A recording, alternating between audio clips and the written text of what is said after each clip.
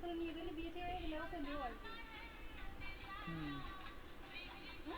হুম।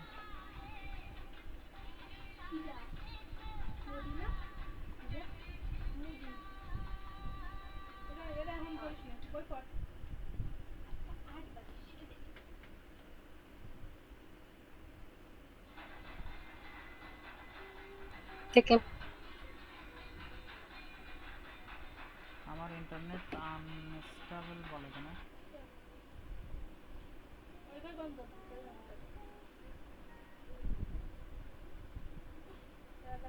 আসলে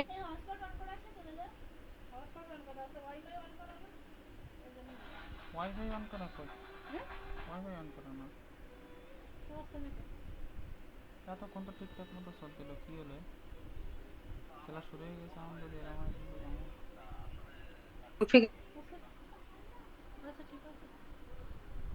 আমাদের তো আসতেছে না, আর কিছু করেনি রে। ম্যাডাম তো এই খেলা শুরু হয়ে গেছে, বুঝতেছি না।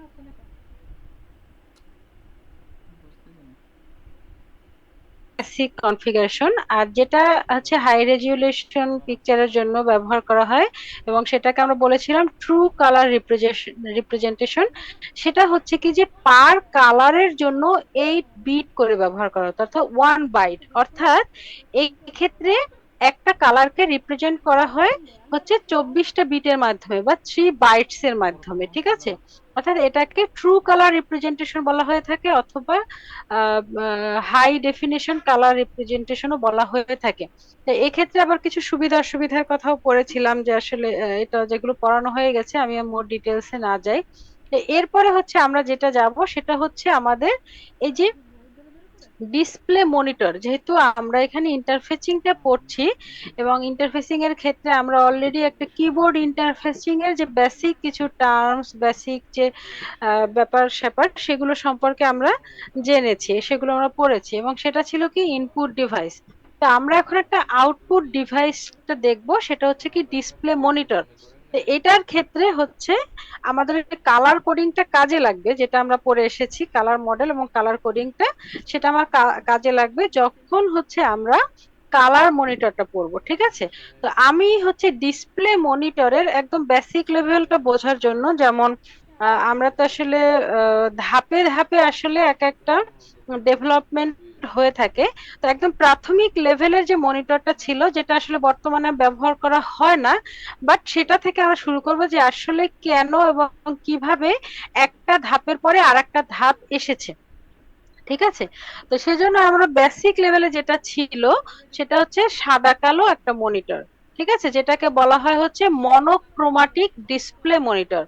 মনোক্রোমাটিক ডিসপ্লে মনিটর, এটা হচ্ছে সাদা কালো মনিটরের জন্য। এবং এই সাদা কালো মনিটর, এবং মনিটরের তো আসলে বিভিন্ন ধরন রয়েছে, যেটা যেমন বর্তমানে আমরা এলসিডি মনিটর, তারপর এলইডি মনিটর, প্লাজমা মনিটর, এরকম বিভিন্ন ধরনের মনিটর রয়েছে, যেটা আমরা ব্যবহার করে থাকি ল্যাপটপ স্ক্রিনে অথবা ডেস্কটপের জন্য। বাট এই যে 5 7 8 ইয়ার্স আগেও যেটা ছিল, সেটা হচ্ছে ল্যাপটপের জন্য হয়তোবা আমাদের এই যে এলইডি এলসিডি মনিটরটা বেশি চলছে, বাট আমরা হচ্ছে ডেস্কটপের জন্য বেশিরভাগ ক্ষেত্রে দেখা যেত সিআরটি মনিটর, ঠিক আছে। তো সেই সিআরটি মনিটর মানে হচ্ছে কি, সিআরটি এটা কিন্তু পিটি। সিআরটি, ঠিক আছে, এটা মানে হচ্ছে ক্যাথোড রে টিউব। সিআরটি তে হয় হচ্ছে ক্যাথোড রে টিউব, ঠিক আছে। তো এই সিআরটি মনিটরটা কিন্তু আসলে ব্যবহার করা হতো। তো আজকের হচ্ছে সেই সিআরটি মনিটরেরই একটু বেসিক যে অ্যানাটমি, যেটা এখানে বলা আছে anatomy of A monochromatic CRT. তো এইটা সম্পর্কে আমরা একটু দেখি যে এটা আসলে কিভাবে কাজটা করে। তো এটা এই এই যে মনোক্রোমাটিক সিআরটি যেটাই হোক, যে কোনো মনিটরই হোক, সেটা কিন্তু আমরা যে বললাম কতগুলো বিট রিপ্রেজেন্টেশন এগুলো বলেছি। তো এই যে ডিজিটালি রিপ্রেজেন্টেড যে ইমেজ গুলো আছে, এগুলোকে কিন্তু আমাদের ভিজুয়ালি, মানে আমরা যাতে বুঝতে পারি সেরকম পিকচারে কনভার্ট করে নেয় মনিটর গুলো, ঠিক আছে। এখন তাহলে এটা বলেছি যে আসলে আমার এই যে মনোক্রোমাটিক সিআরটি যেটা রয়েছে, এটার মেইন ব্যাপারটাই হচ্ছে এর এই যে টিউবটা, এখানে দেখো একটা টিউব আকৃতি রয়েছে। আগে হয়তো বা আগে টেলিভিশনের ক্ষেত্রে বা অনেকে হয়তো শুনেছো যে টিউব নষ্ট হয়ে গেছে, এরকম একটা টার্ম হয়তো শুনেছো যে এবং টিউব হয়তো দেখেছো অনেকে, যে এখানে যে স্ট্রাকচারটা রয়েছে এরকম একটা স্ট্রাকচার থাকতো টিভির মনিটরের যে পিছনে সেখানে থাকতো, বা আমাদের কম্পিউটারের মনিটরের পিছনে এরকম থাকতো। সেটা ছিল গ্লাসের, কাচের তৈরি করা ছিল। এবং এখানে তাহলে এটা হচ্ছে মেইন কম্পোনেন্ট আমার সিআরটি মনিটরের জন্য, ঠিক আছে। এবং এইটা হচ্ছে ভ্যাকুয়াম টিউবের মতো, আমরা ভ্যাকুয়াম টিউবের কথা শুনেছি। তো এটা হচ্ছে কাচের তৈরি একটা ভ্যাকুয়াম, মানে ভ্যাকুয়াম টিউবের মতো। এবং এইটার হচ্ছে এক প্রান্তে থাকে কানেক্টর, ঠিক আছে, বেশ কিছু কানেক্টর থাকে। এরা কি করে, কানেক্ট করে কিসের সঙ্গে, কন্ট্রোল সার্কিটের সঙ্গে। কন্ট্রোল সার্কিট থাকে, সেই কন্ট্রোল সার্কিটে আবার বিভিন্ন তথ্য, বিভিন্ন ইমেজের তথ্য এসে জমা হয়। সেই অনুযায়ী এই কানেক্টরের মাধ্যমে তথ্যগুলো হচ্ছে টিউবে পাঠায়, ঠিক আছে। এটা হচ্ছে এক প্রান্তে তাহলে কানেক্টর রইলো, আর এক প্রান্তে হচ্ছে আমার এই যে স্ক্রিনটা, ঠিক আছে। এইটা থাকে অন্য প্রান্তে, মানে এটা ছিল অন্য প্রান্তে, এই স্ক্রিনটা থাকে। তাহলে এই যে স্ক্রিন যেটা রয়েছে, তা আমরা অলরেডি পিকজেল সম্পর্কে আমরা জানি যে বর্তমানে পিকজেল তো একটা কমন টার্ম। তো পিকজেলটা আসলে কি, যে আমার যে স্ক্রিন, যদিও আমার এইখানে পিকজেল টার্মটা ওরকম ভাবে আসবে না, বাট আমি সেটা বলতেছি। তো এইখানে সিআরটি মনিটরের ক্ষেত্রে কি হয়, ওই যে পার পিকজেল পজিশন বা পার পজিশনে হচ্ছে কিছু ফসফোর ডট রাখা হয়। এটা একটা স্পেশাল ম্যাটেরিয়াল এই ডিসপ্লে স্ক্রিনে থাকে। যেমন আমরা যে আয়নাগুলো ব্যবহার করি, আয়নার পিছনে একটা প্রলেপ দেয়া থাকে, ঠিক আছে। সে কারণে আয়নায় হচ্ছে আমরা আমাদের প্রতিবিম্ব দেখতে পাই। ওই প্রলেপটা না থাকলে কিন্তু এটা ট্রান্সপারেন্ট আয়না হয়, অর্থাৎ আমরা প্রতিবিম্ব না দেখে অপর পাশ দেখতে পাই, এরকম একটা ব্যাপার। তো এখানেও কিন্তু এই স্ক্রিনের পিছনে একটা এরকম প্রলেপ থাকে, এবং সেটা থাকে একটা স্পেশাল ম্যাটেরিয়ালের। ম্যাটেরিয়ালটা হচ্ছে কি, ফসফোর। ম্যাটেরিয়ালটাকে বলা হয় ফসফোর ম্যাটেরিয়াল। এখন এই যে ফসফোর ম্যাটেরিয়ালটা, এই ফসফোর ম্যাটেরিয়ালের আবার একটা ক্যারেক্টারিস্টিক্স আছে। যে ক্যারেক্টারিস্টিক্সটা কি, যদি কখনো কোনো ইলেকট্রন বিম এই ফসফোর ম্যাটেরিয়ালকে হিট করে, ঠিক আছে, বা আঘাত হিট করে বা এটার সঙ্গে কানেক্টেড হয়, তখন হচ্ছে ফসফোর গুলো জ্বলে ওঠে, কিছুটা লাইট এমিট করে। এইটা হচ্ছে আমার এই যে ফসফোর, ফসফোর যে ম্যাটেরিয়ালটা রয়েছে এর একটা ক্যারেক্টারিস্টিক্স, ঠিক আছে। তো তাহলে কি হলো, যে যদি কখনো কোনো ইলেকট্রন এসে আমার এই ফসফোরকে হিট করে, তখন এটা কিছু পরিমাণ লাইট এমিট করে। এখন এই কি ধরনের লাইট এমিট করবে এবং কত সময় ধরে সেই লাইটটাকে এমিট করবে, সেটা ডিপেন্ড করবে এই যে ফসফোরের টাইপের উপরে, যে কোন ধরনের ফসফোর ব্যবহার করা হচ্ছে, তার কোয়ালিটিটা কিরকম, তার কালারটা কিরকম, ঠিক আছে। এটার উপর ডিপেন্ড করবে আসলে আমার কোন ধরনের লাইট কতটুকু সময় জ্বলবে, সেই ব্যাপারটা। এখন এই যে আমরা বললাম যে একটা লাইট এমিট করছে, তাহলে এই যে লাইটটা যে এমিট করছে, এই লাইটটাকে আবার একটা টার্ম দিয়ে রিপ্রেজেন্ট করা হয়, সেটা হচ্ছে ফ্লুরোসেন্স। ফ্লুরোসেন্স এই টার্মটার সঙ্গে হয়তো অনেকে পরিচিত, যেমন ফ্লুরোসেন্ট বাল্বের কথা আমরা অনেকে জানি। তাহলে এই যে ফ্লুরোসেন্স, মানে আমাদের যে ফসফোরটা লাইট এমিট করছে কোনো ইলেকট্রন বিম দিয়ে হিট হওয়ার পরে, যে লাইটটা এমিট করছে সেই লাইটটাকে বলা হয় ফ্লুরোসেন্স, ঠিক আছে। লাইটটা হচ্ছে ফ্লুরোসেন্স। এখন বলেছি যে ওই লাইটটা কি, বিমটা যত, যে সময়টা হিট করছে, হিট করে তো আসলে বিমটা আবার রিমুভ হয়ে যায়, হিট করে বিমটা বন্ধ করে দেয়া হয়। তাহলে এই যে হিট করলো, তারপরে আবার বিমটা বন্ধ হয়ে গেল বা রিমুভ করা হলো, তখন কি হয়, এই যে রিমুভ করার পরেও ওই যে ফসফোর ডট যেটা রয়েছে, সেই ফসফোরটা কিছু সময়, মানে লাইট, আরো কিছু সময় লাইট এমিট করে। প্রাথমিকভাবে যখন হিট করা হয় তখন একটা লাইট এমিট করে, সেই লাইটটাকে বলা হয়, বলেছি, ফ্লুরোসেন্স। এরপরে হচ্ছে ওই লাইটটা যখন আমার বিমটা রিমুভ করে নেওয়া হয়, তখন ওই লাইটটা আরো কিছু সময় জ্বলে থাকে এবং আস্তে আস্তে সেটা ডাউন হয়ে যায়, ঠিক আছে, অন্ধকার হয়ে যায়। এইটা হচ্ছে ফসফোরের ক্যারেক্টারিস্টিক্স। তাহলে এই যে প্রথমে যখন হিট করলো তখন যে লাইটটা জ্বলে উঠলো সেইটাকে বলেছি ফ্লুরোসেন্স। আবার ওই বিমটা রিমুভ করার পরে যতটুকু সময় ওই লাইটটা হচ্ছে গ্লো করছে বা লাইটটা জ্বলে থাকতেছে বা লাইট এমিট করতেছে, ওই লাইটটাকে বলা হয় হচ্ছে ফসফোরোসেন্স। ঠিক আছে, অর্থাৎ এই দুইটা টার্ম কিন্তু এলোমেলো করে ফেলে অনেকে। যখন বিমটা হিট করলো তখন যে লাইটটা জ্বলে উঠলো বিম থাকাকালীন অবস্থায়, সেটাকে বলা হয় ফ্লুরোসেন্স। বাট যখন বিমটা আমি রিমুভ করলাম, যদি হিট করা অবস্থায় থাকে, টাচ করা অবস্থায় থাকে, তখন তো অবশ্যই জ্বলবে। তো সেই টাচ করা অবস্থায় জ্বললে ফ্লুরোসেন্স। বাট যখন ওইটা সরে যাবে তখনও যে পরিমাণ সময়টা জ্বলবে সেই লাইটটাকে বলা হয় ফসফোরোসেন্স। এবং এই ফসফোরোসেন্স বা এই লাইটটা কতটুকু সময় জ্বলছে, ইলেকট্রন বিমটা সরিয়ে নেওয়ার পরেও লাইটটা কতটুকু সময় জ্বলছে, সেই টার্মটাকে বলা হয় ফসফোরেট পারসিস্টেন্স।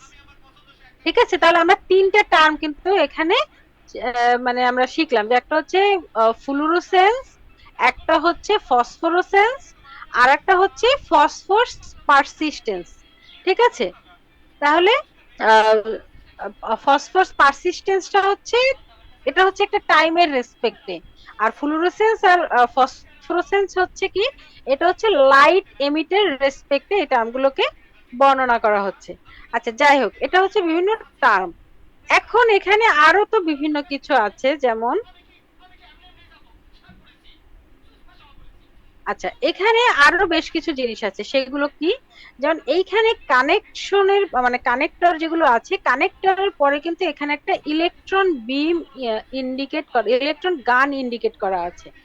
অর্থাৎ এই যে কানেক্টরের এখানে যে কন্ট্রোল সার্কিট গুলো রয়েছে, তারা ইমেজ সম্পর্কিত কিছু ইনফরমেশন পাঠাবে কানেক্টরের মাধ্যমে। এরপরে হচ্ছে কি, ইলেকট্রন গান, ওই অনুযায়ী ইলেকট্রন গানে ওখানে কিছু হিটের ব্যবস্থা করা থাকবে, যেটার মাধ্যমে উত্তপ্ত হয়ে ইলেকট্রন গুলো এক্সাইটেড হয়ে ওই ইলেকট্রন গান থেকে সেটা বিম আকারে বের হবে। ঠিক আছে, তো ইলেকট্রন, তাহলে ইলেকট্রন গানের কাজ হচ্ছে ইলেকট্রন বিম গুলোকে মানে কি বলে, বের করে দেয়া। ঠিক আছে, সেন্ড করে দেয়া এই স্ক্রিনের দিকে, এটা হচ্ছে ইলেকট্রন গানের কাজ।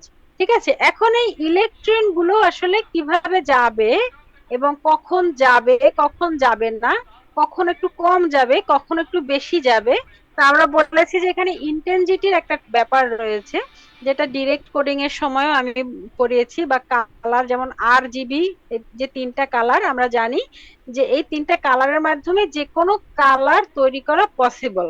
বাট এটার একটা নির্দিষ্ট মাত্রা রয়েছে। যেমন আমি যদি রেড একটু বেশি পরিমাণে দেই, গ্রিন ব্লু একটা অন্য পরিমাণে দিই, তখন একটা কালার হয়। আবার রেড এর পরিমাণটা যদি একটু আরেকটু কমিয়ে বা আরেকটু বাড়িয়ে দেই, তখন একটা কালার হয়। এরকম একটা ব্যাপার, অর্থাৎ এটা হচ্ছে ইন্টেন্সিটি লেভেল। তা আমার ইলেকট্রন বিম এর ওরকম ব্যাপার আছে, যে একটা নির্দিষ্ট মাত্রায় গেলে এই কালারটা, অন্য মাত্রায় গেলে অন্য কালার, এরকম।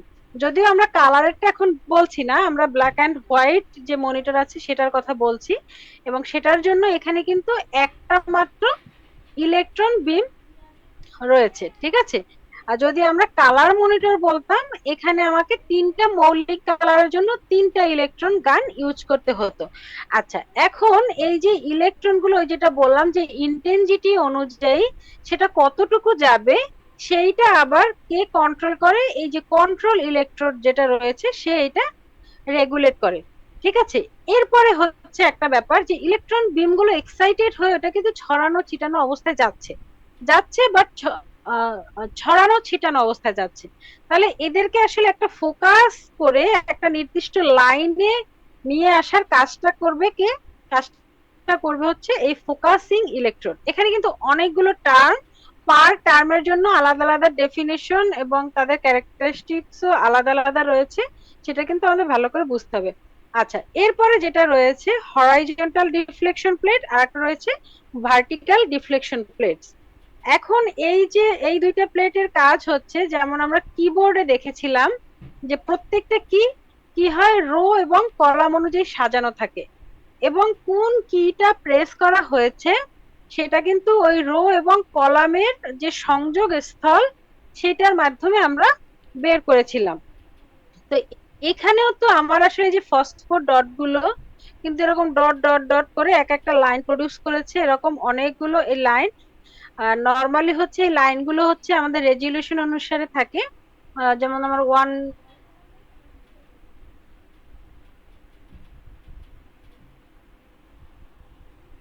অনুযায়ী আসলে আমার ঠিক কতগুলো রো আছে অথবা কতগুলো কলাম আছে সেটা তো আমরা জানি, সেই অনুযায়ী থাকে। বাট এখানে আমার 5 লাইনস দেখানো হয়েছে এবং এই লাইনগুলোকে বলা হয় স্ক্যান লাইনও বলা হয়ে থাকে।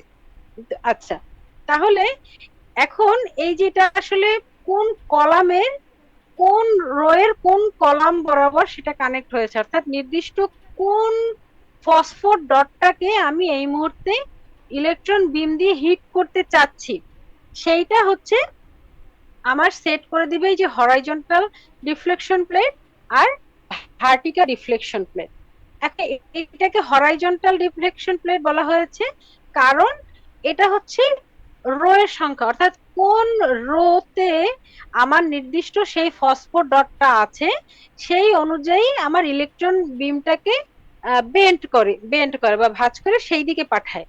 আর ভার্টিক্যাল যেটা, এটা হচ্ছে ওই রোয়ের অর্থাৎ হরাইজন্টাল ডিফ্লেকশন প্লেট যে রোটাকে আসলে সিলেক্ট করে দিয়েছে সেই রোয়ের কত নাম্বার কলাম পজিশনে আমার হিট করতে হবে, আমার নির্দিষ্ট ফসফোর ডটটা রয়েছে সেইটাকে হচ্ছে ঠিক করে দেয় ভার্টিক্যাল ডিফ্লেকশন প্লেট।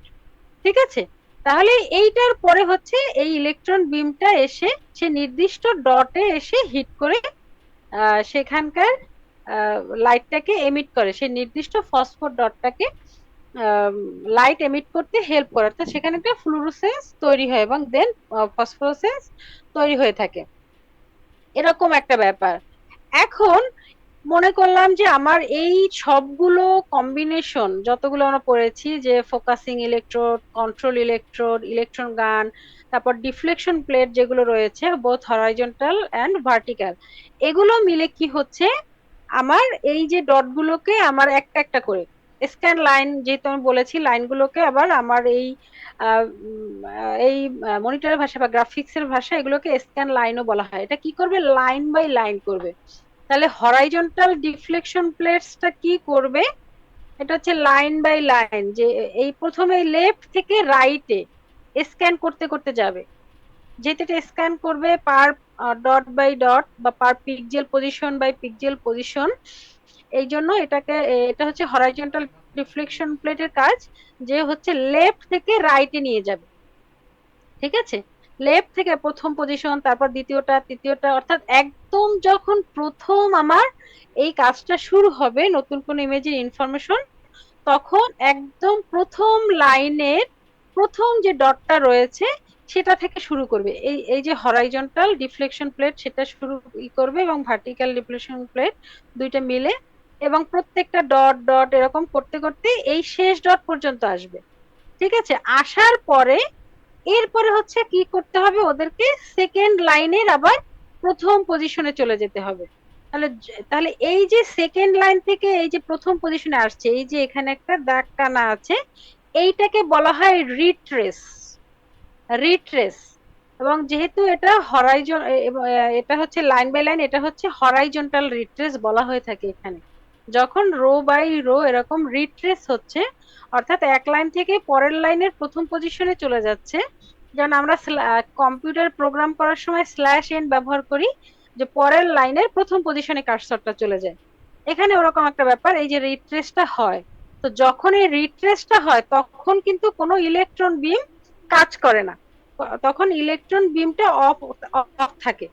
ঠিক আছে, কন্ট্রোল ইলেকট্রন কোনো বিমকে পাস করতে দেয় না রিট্রেসের সময়, অর্থাৎ এইখানে প্রত্যেকটা পজিশনে ইলেকট্রন বিম হিট করার পরে আবার পরের পজিশনের যখন প্রথম ডটের কাছে যাবে, এটাকে আমরা বলছি হরিজন্টাল রিট্রেস, এবং এই সময় কোনো ইলেকট্রন বিম কাজ করবে না। যখন আমরা এই পজিশনে এসে পৌঁছাবো তখন আবার নতুন করে ইলেকট্রন বিম পাঠানো শুরু করবে কন্ট্রোল ইলেকট্রন। এরকম একটা ব্যাপার, এরকম করে প্রত্যেকটা লাইন বাই লাইন স্ক্যান করার পরে এবং হরাইজন্টাল রিট্রেস কমপ্লিট করার পরে যখন আমার একদম লাস্ট লাইনের ডানে, স্ক্রিনের ডানে যেটা রয়েছে লাস্ট লাইনের লাস্ট ডটটাকে আমার হিট করা হয়ে যাবে, তখন হচ্ছে আমাদের আবার আরেকটা রিট্রেস হবে। সেটা কি, যে আবার হচ্ছে আমাকে প্রথম লাইনের প্রথম ডটের কাছে ফিরে যেতে হবে। তাহলে এই এই যে হচ্ছে সেই ফিরে যাওয়াটা, তো এইটাকে বলা হয় ভার্টিক্যাল রিট্রেস। যেটা কি করে, একদম আবার হচ্ছে লাস্ট লাইনের লাস্ট ফসফোর ডট থেকে একদম প্রথম লাইনের প্রথম ফসফোর ডটের কাছে নিয়ে যায়। তো এইটাকে বলা হয় ভার্টিক্যাল রিট্রেস। এবং এই দুই ধরনের রিট্রেসের ক্ষেত্রেই কিন্তু আমার ইলেকট্রন বিমটা বন্ধ থাকবে, অর্থাৎ তখন কিন্তু কোনো লাইট এমিট করার মতো কাজ করবে না। আচ্ছা, তাহলে এইটা হচ্ছে আমার মেইন মেইন ব্যাপার। আমি জানি না কতটুকু তোমরা বুঝতে পারছো। তোমাদের যদি বুঝতে সমস্যা হয় তোমরা আমাকে জিজ্ঞাসা করতে পারো।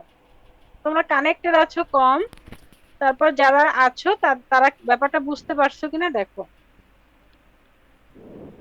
বুঝতে পারছো সবাই? জি ম্যাম, মোটামুটি বুঝছি ম্যাম। আচ্ছা, এটা বোঝার চেষ্টা করো। কারণ হচ্ছে যেমন দেখা যায় তোমরা ক্লাসে রেসপন্স করো না, কোনো কিছু আস্ক করো না, বা দেখা যায় এক্সামের খাতা দেখতে গেলে তখন মন খারাপ হয়ে যায়। ঠিক আছে, এক্সামের খাতা তো আমার মিডের গুলো দেখা শেষ, ম্যাডামের কাছে আছে খাতাগুলো, হয়তো বা রেজাল্ট দিয়ে দিছে কিনা জানি না। তোমাদের রেজাল্ট পেয়ে গেছো মিডের? ম্যাম এখনো তো মনে হয় পাইনি ম্যাম। ওকে, যাক, সমস্যা নাই, হয়তো ম্যাডাম দেখে দিয়ে দিবে রেজাল্ট। জি ম্যাম। সমস্যা নেই, দিয়ে দিবে। কিন্তু যাই হোক, খাতা দেখতে গেলে আসলে মন খারাপ হয়ে যায়। তো তোমাদের যদি ক্লাসে রেসপন্সটাও করো, আমি হয়তো বা বুঝতে পারি তোমরা হয়তো এই বিষয়টা বুঝতে পারতেছো না। এবং ম্যাম তোমাদের ওই ক্লাসে একটা কোশ্চেন ছিল বলো ম্যাম। বলো।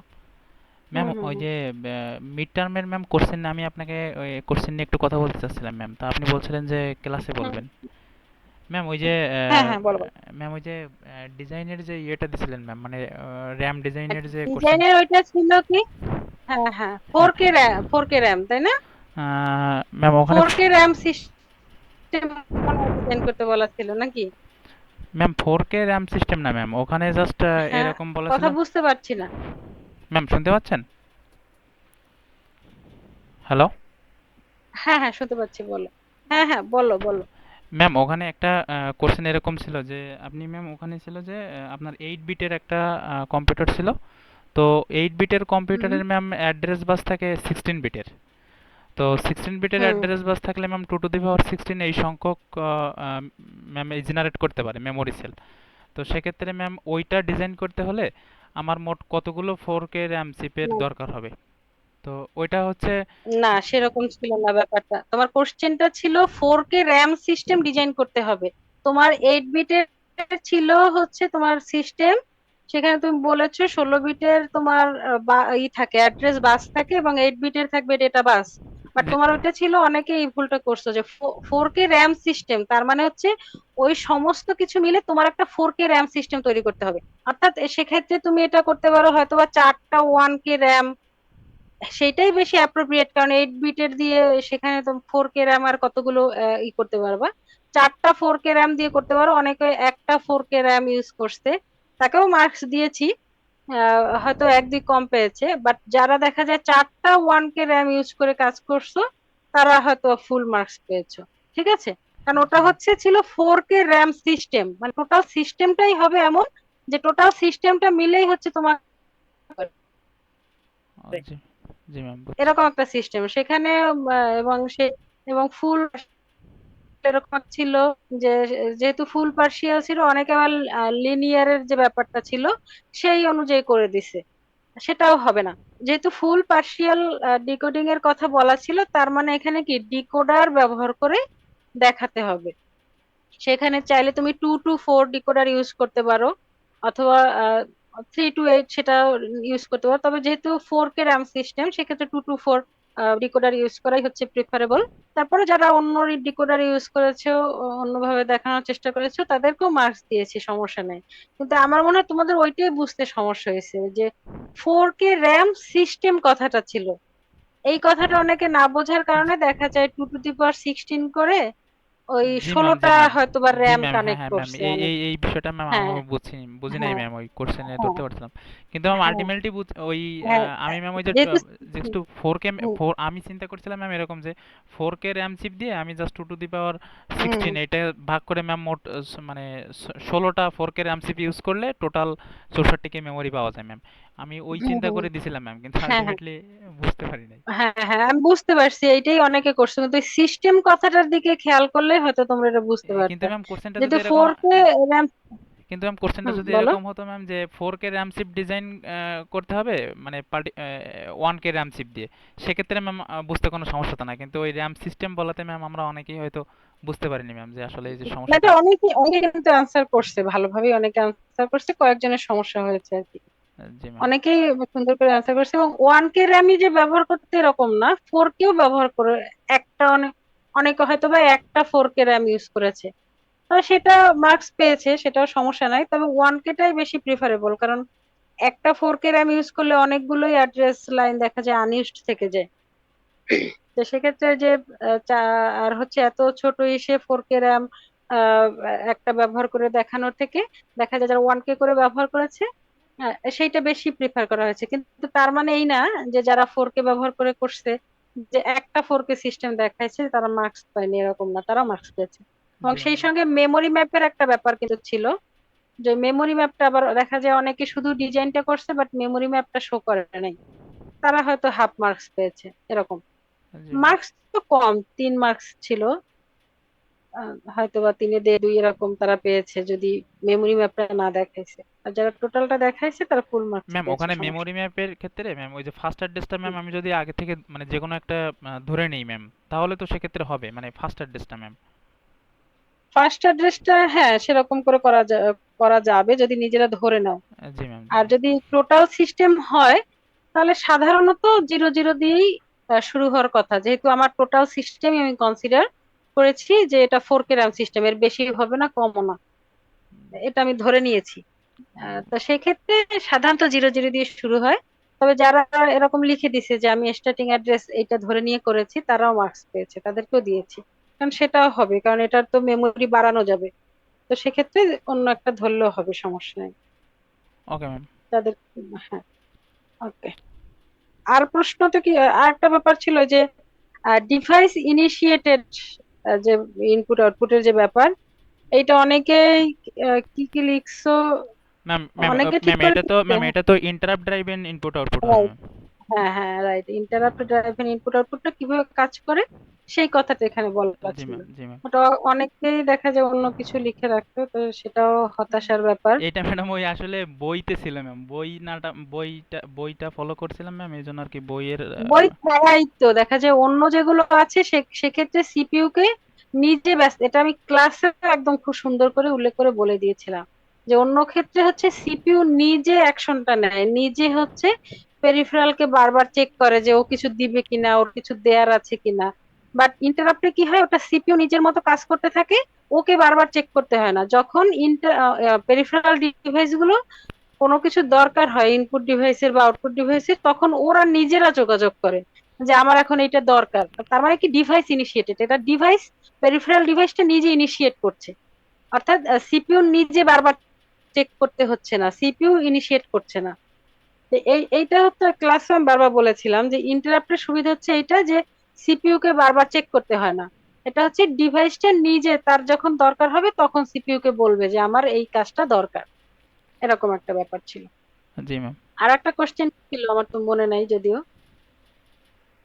আহ, আর একটা কি ছিল মনে আছে তোমাদের? Ma'am twice complement adding. Overflow ফ্ল্যাগের ব্যাপারটা ছিল মনে, আর একটা নাকি জি ম্যাম, দুইটা জি যোগ দিয়ে। জি জি ম্যাম, জি ম্যাম, জি ম্যাম। जी मैम टे नेगेटिव नंबर जोड़ करे ओवरफ्लो कैरी फ्लैग এগুলা চেক করে। হ্যাঁ, হ্যাঁ, হ্যাঁ, রাইট, রাইট। এইটাতেও আমি ওভারফ্লো ফ্ল্যাগ আর ক্যারি ফ্ল্যাগ, এই দুইটা যে সম্পূর্ণ ভিন্ন জিনিস, আমি কতবার বলেছি ক্লাসে, স্লাইডেও উল্লেখ করে দেওয়া আছে যে ওভারফ্লো ফ্ল্যাগ এবং ক্যারি ফ্ল্যাগ। যেমন ক্যারি ফ্ল্যাগটা আসলে আমার ডোন্ট কেয়ার কন্ডিশনে থাকে, যখন আমার এরকম সাইন্ড ইন্টিজার যোগ করা হয়, অর্থাৎ দুইটা পজিটিভ অথবা দুইটা নেগেটিভ সংখ্যা যোগ করা হয়, তখন ক্যারি ফ্ল্যাগটা হচ্ছে ডোন্ট কেয়ার কন্ডিশনে থাকে, সেটা 0 হোক আর 1 হোক সেটা দেখার ব্যাপার না। বাট মানে সেটা দিয়ে আমার দেখার ব্যাপার না যে আমার এরর হয়েছে কিনা। এরর হয়েছে কিনা বোঝা যাবে শুধুমাত্র ওভারফ্লো ফ্ল্যাগের মাধ্যমে। এইটা হচ্ছে ব্যাপার ছিল যে ওভারফ্লো ফ্ল্যাগের মাধ্যমে বোঝা যাবে যে আসলে এখানে কোনো এরর হয়েছে কিনা। যদি দুইটা নেগেটিভ সংখ্যা যোগ করার পরে আমি একটা পজিটিভ সংখ্যা পাই, সেটা তো আসলে সম্ভব না। দুইটা নেগেটিভ যোগ করলে কি পজিটিভ পাওয়া সম্ভব? না ম্যাম। কখনোই সম্ভব না। হ্যাঁ, -7 -8 যোগ করলে +15 হওয়া সম্ভব না, অবশ্যই -15 হবে। আবার দুইটা পজিটিভ সংখ্যা যোগ করলে কখনো নেগেটিভ হওয়া সম্ভব না। তো এই এরকম যদি কখনো হয়, তখন হচ্ছে সেটাকে বলা হয় ওভারফ্লো ফ্ল্যাগ। ঠিক আছে, তখন সেটা ওভারফ্লো ফ্ল্যাগটা সেট হয়ে যায়। আরেকটা ব্যাপার, যেখানে দেখা যায় 8 বিট করে নিবা, অনেকে দেখা যায় 6 বিট, 15 বিট, এক একজন এক এক রকম বিট নিয়ে যোগ করছে কেন জানি না। ম্যাম না, ওটা তো যাই যে হোক, 8 বিট 16 বিট এরকম নিয়ে না করলে তো ওটা মানে মিলবে না আর কি। হ্যাঁ, আবার কিন্তু দেখা যায় 8 বিট যোগ করার পরে কি এটা 9 বিটের আনসার আসছে না? জি ম্যাম। আনসার আসছে 9 বিটের, কিন্তু 9 বিটের ওইটাকে ক্যারি ধরা হয়, বাট ওই ক্যারিটা আমাদের দেখার ব্যাপার না। আমার কম্পিউটার প্রসেসই করতে পারে 8 বিট, সে তো ওটা এমনিতেই কাট অফ করে দিবে। তো বাদ বাকি যে 8 বিট থাকবে, সেই 8 বিটের মধ্যে আমার প্রথম বিটটা 1 নাকি 0, সেইটার মাধ্যমে হচ্ছে আমার সাইন বিটটা নির্ধারণ করতে হবে। যদি 1 থাকে নেগেটিভ, 0 থাকলে পজিটিভ। এইটাও দেখলাম অনেকে আসলে একটু ম্যাম আপনি যে ম্যাথটা ছোটখাটো দিছেন, ম্যাম, তো সেক্ষেত্রে ম্যাম তো ক্যারি ফ্ল্যাগের মান তো ম্যাম হুম, অন হবে। ওই যে ক্যারি ফ্ল্যাগ 1 দিতে পারবা, সমস্যা নাই। এটা যে 0 দেওয়ার সমস্যা হবে না, কারণ হচ্ছে ক্যারি, এখানে ক্যারি হয়েছে। জি ম্যাম, জি ঠিক ম্যাম, আছে, হ্যাঁ ক্যারি হয়েছে। হ্যাঁ, এখানে ক্যারি হয়েছে, বাট যখন ওভারফ্লো থাকে তখন ক্যারি ফ্ল্যাগটা ডোন্ট কেয়ার এর মতো কাজ করে ম্যাম তাহলে ম্যাম কম্পিউটারের ক্ষেত্রে। ম্যাম তাহলে ক্যারি ফ্ল্যাগের মান আমি অন দিলে তো ম্যাম আলটিমেটলি কোনো সমস্যা নাই, মানে এখানে তো ওভারফ্লো ফ্ল্যাগ না অন না, হয়েছে। হ্যাঁ হ্যাঁ হ্যাঁ, এটা হচ্ছে ক্যারি ফ্ল্যাগ 1 দিলেও সমস্যা নেই, 0 দিলেও সমস্যা নেই। এখানে অলরেডি ক্যারি একটা আছে, ক্যারি হয়েছে, জি তো ম্যাম। ক্যারি 1ই দিবা। কিন্তু কম্পিউটারের ক্ষেত্রে আমি বলেছি, কম্পিউটারের ক্ষেত্রে হচ্ছে এরকম কাজ হয়, যদি সেটা ওভারফ্লো ফ্ল্যাগের ব্যাপার থাকে, সেক্ষেত্রে আসলে ক্যারি ফ্ল্যাগটা 0 নাকি 1 সেটা চেক করে না কম্পিউটার। সেটা কম্পিউটারের ক্ষেত্রে বলেছি, বাট এখানে তো ক্যারি আছে আর কি। জি ম্যাম, বুঝছি। আচ্ছা, তাহলে আমরা এখানে চলে যাই পড়ায়। যে ডিসপ্লে মনিটর আসলে বিভিন্ন টার্মের কথা আমি এখানে বলেছি, যে বিভিন্ন টার্ম এবং প্রত্যেকটা টার্ম কিভাবে কাজ করে। তো এটা হচ্ছে যে কোনো জিনিস, আমি হয়তো অনলাইনে ক্লাস নিচ্ছি সে কারণে হতে পারে, অথবা আমি দ্রুত পড়াচ্ছি হতে পারে, অথবা আমি হয়তো কোনো টপিকস মিস করে অন্য একটা টপিকস পড়াচ্ছি, এটা হতে পারে। তোমরা কিছুতেই কিছু বুঝতে পারতেছো না, এটা হতে পারে। বাট সেটা তোমাদের হচ্ছে আমাকে বলতে হবে, যেটা আমরা বুঝতে পারতেছি না আর একবার বলেন। আর সেটা ক্লাসে বলতে হবে। কিন্তু যদি পড়াটা শেষ পরীক্ষার আগে বলো যে না আমরা ওগুলো পারি নাই, সমস্যা আছে, এবং সেখানে তখন কিন্তু সেটা সমস্যা। আজকে পড়াচ্ছি, তুমি নেক্সট ক্লাসেও বলতে পারো যে ম্যাডাম আগের দিনের এইটা তো আমি বাসায় পড়ছিলাম, বাট এই ব্যাপারটা আমি বুঝতে পারিনি, সেটা কিন্তু গ্রহণযোগ্য। ঠিক আছে, সেটা লাগলে আমি ওই টপিক্সে পরের দিন আবারও পড়াবো, কোনো সমস্যা নেই, বা আজকেরও আবার পড়াবো। কিন্তু তোমাদের ক্লাসে একটু অ্যাটেন্টিভ থাকতে হবে, সেটা আমাকে বুঝতে হবে যে তোমরা অ্যাটেন্টিভ আছো। কারণ একটা ক্লাস নেয়ার জন্য দেখা যায় আমার নিজের একটা প্রিপারেশন থাকে, মেন্টাল প্রিপারেশন থাকে, পড়াশোনার একটা ব্যাপার থাকে, অন্য কিছু কাজ পাশে রেখে ক্লাসটা নিতে হবে। আবার তোমাদেরও কিন্তু সেরকম একটা ব্যাপার থাকে। বাট অনলাইনে করতে গেলে কি হয়, তোমাদের যেহেতু আমি দেখতে পাচ্ছি না, তোমরা হয়তো একই সঙ্গে 5টা কাজও করতে পারো। ঠিক আছে, সেটা তো আর আমি দেখতে পাচ্ছি না, তো সেক্ষেত্রে তোমাদের মনোযোগটা অন্যদিকে চলে যেতে পারে। বাট আমি তো তোমাদের আসলে পড়াচ্ছি, তো তোমরা আসলে মনোযোগ দিচ্ছ কিনা সেটা কিন্তু আমি বুঝতে পারতেছি না। সেটা তোমরা কোশ্চেন করলে অথবা বুঝতে পারো না এগুলো কিছু বললে, বা বুঝতে পেরেছি, যে যে কোনো কিছু হচ্ছে রেসপন্স করলে সেটা বুঝতে সুবিধা হয় আমার। এরপর থেকে আসলে তোমার বাড়িতে আছো যেহেতু, ক্লাসে আসলে দেখা যায় অফলাইনে ক্লাস নিব। গত 2 সপ্তাহ তো, 1 সপ্তাহ বন্যায় চলে গেল, আর 1 সপ্তাহ দেখা যায় রিপিট পরীক্ষার কারণে আসলে ক্লাসগুলো নিতে পারিনি। তো ক্লাস খোলার পরে অফলাইনেই ক্লাস নেওয়ার ট্রাই করব, আর যদি অনলাইনেও নেই তোমাদের সেটা হচ্ছে তোমাদের ভিডিও অপশন তোমাদের অন রাখতে হবে। ঠিক আছে, এরকম করতে হবে, এছাড়া আসলে উপায় নাই। তোমরা হচ্ছে পড়াশোনা করো না। আচ্ছা, যাই হোক, তো আমরা হচ্ছে এটা বলেছি যে প্রত্যেকটা টার্ম আসলে কিভাবে কাজ করে। এখন সেই সঙ্গে আমাদের যেমন এখানে বলেছি যে আসলে কোন লাইটটা আসলে একটু গাঢ় কালো হবে, একটু কম কালো হবে, অর্থাৎ গ্রে এক্সিসটা যদি থাকে, ব্ল্যাক এন্ড হোয়াইটের মধ্যে গ্রে কালার যদি থাকে সেক্ষেত্রে ইলেকট্রন বিম আসলে একদম গাঢ় কালোর জন্য কতগুলো ইলেকট্রন বিম লাগবে, আর একদম গ্রে কালার হলে কতগুলো কম লাগবে, বা হোয়াইটের জন্য কিরকম লাগবে, সেই ইন্টেন্সিটি লেভেলটাও কিন্তু আমার এই কন্ট্রোল ইলেকট্রোডের কাজ। এখান থেকে হচ্ছে সেটা সেট করে দেওয়া হয়। ঠিক আছে, বা কন্ট্রোল সার্কিট, আর এখানে তো কন্ট্রোল, সরি, আচ্ছা, আর এই কানেক্টরের সঙ্গে যে কন্ট্রোল সার্কিট থাকে সেখান থেকে তো সব ইনফরমেশন এখানে পাস করে দেওয়া হয়। আর যেটা বলেছি যে হরাইজন্টাল আর ভার্টিক্যাল রিট্রেস যখন হয় তখন হচ্ছে এই কন্ট্রোল সার্কিটের কাজ হচ্ছে সেই ইলেকট্রন বিমটা শাট অফ করে দেয়া, যাতে তখন কোনো ইলেকট্রন বিম আমার এই স্ক্রিনের কাছে এসে না পৌঁছে, এরকম একটা ব্যাপার। এখন এই যে বললাম যে একটা ইমেজের ইনফরমেশন এই ডিসপ্লেতে শো করা হচ্ছে, বাট এখানে ডিসপ্লে করা হচ্ছে স্ক্রিনে, তাহলে এই ইমেজের ইনফরমেশন তো অবশ্যই কোথাও না কোথাও স্টোর করে রাখতে হয়। সেটা কি একটা সিস্টেম মেমোরি এরিয়ায় সেই জিনিসটা স্টোর করা থাকে, এবং আমার এই ডিসপ্লে করার জন্য একটা ডেডিকেটেড সিস্টেম মেমোরি এরিয়া আছে, যেটাকে বলা হয় হচ্ছে ফ্রেম বাফার। অর্থাৎ এখানে কন্ট্রোল সার্কিটের এখানে একটা সিস্টেম মেমোরি, মানে একটা মেমোরি এরিয়া থাকে যেটা শুধুমাত্র ডিসপ্লেতে ইনফরমেশন পাঠানোর জন্য যে জিনিসগুলো দরকার সেটা এখানে স্টোর করা থাকে, এবং এইটাকে বলা হয় হচ্ছে রিফ্রেশ বাফার। ঠিক আছে, বা ফ্রেম বাফার, এটাকে বলা হয় রিফ্রেশ বাফার অথবা ফ্রেম বাফার। আর একটা এই যে ইলেকট্রন বিম, এই যে প্রথম ফসফোর ডটটা থেকে শেষ ফসফোর ডট পর্যন্ত এই যে আসলো, তার মানে এটাকে বলা হয় সে হচ্ছে একটা ফ্রেম কমপ্লিট করলো। ঠিক আছে, একটা ফ্রেম সে কমপ্লিট করলো, এটা বোঝানো হয়। এখন এইখানে একটা ব্যাপার আছে, আহ, এই যে আমরা ফসফোর ডটের কথা বলেছি যে এই ফসফোর ডটটা লাইট এমিট করে এবং কিছু সময় জ্বলে সেটা বন্ধ হয়ে যায়, অর্থাৎ ওর পারসিস্টেন্স অনুযায়ী সে হচ্ছে কাজ করে। এখন যার পারসিস্টেন্স কম সেটা তাড়াতাড়ি লাইট এমিট করা বন্ধ করে দেয়, আর যেটা পারসিস্টেন্স বেশি তো সেটা বেশি সময় জ্বলে থাকে। সেটা যাই হোক, যদি আমরা অ্যাভারেজ পারসিস্টেন্সও কনসিডার করি সেক্ষেত্রে কি হয়, আমরা যদি আমার ইমেজ ডিসপ্লে করা হয় তো সেই ইমেজটা বুঝলাম যে প্রত্যেকটা ফসফোর ডটকে ইলেকট্রন বিম যখন হিট করেছে সে হচ্ছে হয়তো 10 ন্যানো সেকেন্ড, বা ধরে নিলাম যে 1 সেকেন্ড পর্যন্ত সে জ্বলে থাকে। বাট এইটা এই যে প্রথম ডট থেকে শেষ পর্যন্ত, এই শেষ ডট পর্যন্ত আসতে আমার 1 সেকেন্ড সময় লাগতো, বা বেশিও লাগতে পারে আমি ধরলাম। তাহলে এই যে এই পর্যন্ত আসলো, প্রথম ডটটা যখন জ্বলে উঠেছে তারপর বলেছি যে ওর পারসিস্টেন্স হচ্ছে 1 সেকেন্ড, তার মানে ও 1 সেকেন্ড পর্যন্ত জ্বলবে। কিন্তু ওর কাছে তো তখন ইলেকট্রন বিম থাকবে না, ইলেকট্রন বিম এই পরেরটা করতে করতে করতে করতে স্ক্যান করতে করতে এই শেষ পজিশনে শেষ যে ফসফোর ডটটা রয়েছে তার কাছে চলে আসবে। তাহলে ধরলাম এই শেষ পর্যন্ত আসতে তার 1 সেকেন্ড লাগলো।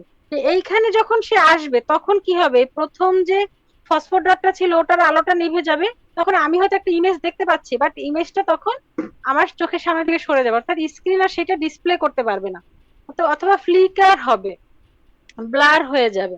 এই প্রবলেম গুলো হয়ে থাকে, সেজন্য কি করা হয়, এই যে একই ইনফরমেশন অর্থাৎ ইমেজটা আমি যতক্ষণ পর্যন্ত ওপেন করে রাখছি কম্পিউটারের মধ্যে কিন্তু এই কাজগুলো, অর্থাৎ এই ফ্রেম বাফার বা রিফ্রেশ বাফার যেটা রয়েছে ও কি করবে,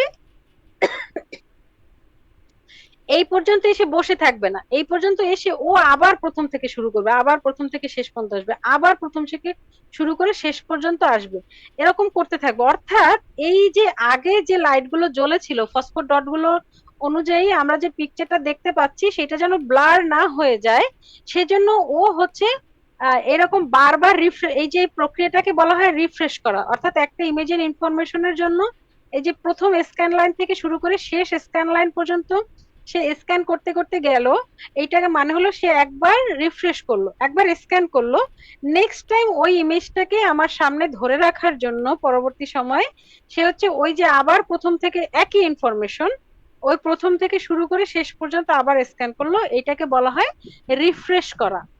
এখন এই রিফ্রেশ রেটটা আসলে কিরকম সেটার উপরও কিন্তু ইমেজ কোয়ালিটিটা, অর্থাৎ ইমেজটা বা ভিডিওটা আমি কিভাবে পারসিভ করছি, ভিজুয়ালি কিভাবে আমি সেটা দেখতে পাচ্ছি সেটা ডিপেন্ড করছে। নর্মালি এইটা হচ্ছে পার সেকেন্ডে 60 টাইমস। যেমন আমরা দেখি যে 60 হার্জ রিফ্রেশ রেট, এটা কম্পিউটারে দেখতে পাবা।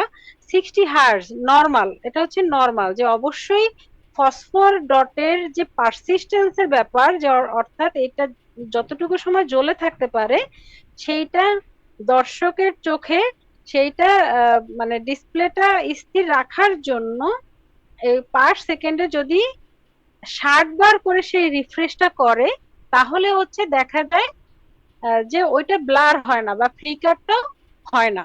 ঠিক আছে, এর থেকে কমও করা যেতে পারে, বা এর থেকে কম করলে কি হয়, হয়তো আমি 30 হার্টজ করলাম, অর্থাৎ পার সেকেন্ডে সে 30 বার 30 বার হচ্ছে এটা রিফ্রেশ করলো। তখন কি হয় যে আমরা একটু পর ছবিটা দেখছি, একটু পর ঝাপসা হয়ে গেল, আবার হয়তো ঠিক মতো দেখছি, আবার একটু পর ঝাপসা, আবার ঠিক দেখছি, আবার ঝাপসা, এরকম হয়। আবার 60 থেকে শুরু করে এটা 70 পর্যন্ত যেতে পারে, কিছু কিছুতে হয়তো 75 হার্জ হতে পারে। বাট যদি অনেক বেশি হয়ে যায়, হয়তো কেউ 90 হার্জ দিয়ে দিল, তখন কি হয়, অর্থাৎ পার সেকেন্ডে সে 90 বার রিফ্রেশ করছে, তখন এই ইলেকট্রন বিম গুলো আসলে এমন ভাবে দ্রুত হিট করতে থাকে ফসফর ডট গুলোকে, তখন আসলে ওই যে বলে পিকচার টিউব পুড়ে গেছে বা কিছু এই জাতীয় সমস্যা হতে পারে, অর্থাৎ স্ক্রিনে যে ফসফর ডট গুলো আছে ওগুলো পুড়ে যেতে পারে এই যে খুব দ্রুত করলে। এই জন্য স্ট্যান্ডার্ড মান হচ্ছে 60 হার্জ, তবে 70 হার্জ রয়েছে, আর অনেক ক্ষেত্রে 50 হার্জও ব্যবহার করা হয়। এখন হয়তো বা আবার এরকম রয়েছে যে কোনো কোনো মনিটরের হয়তো কিছু প্রবলেম রয়েছে, সে হয়তো পার সেকেন্ডে 60 টাইমস রিফ্রেশ করতে পারে না। সেক্ষেত্রে কি হয়, সে পার সেকেন্ডে হয়তো 30 বার রিফ্রেশ করতে পারে। তখন সে একটা টেকনিক অবলম্বন করে, সেটা কি, সে এইখানে যে লাইনগুলো রয়েছে, সরি, আচ্ছা, এইখানে যে লাইনগুলো রয়েছে এই লাইনগুলোকে সে রিফ্রেশ করবে কিভাবে, প্রথমবারে শুধু অড লাইনগুলোকে সে মানে রিফ্রেশ করবে, স্ক্যান করবে প্রথমবারে।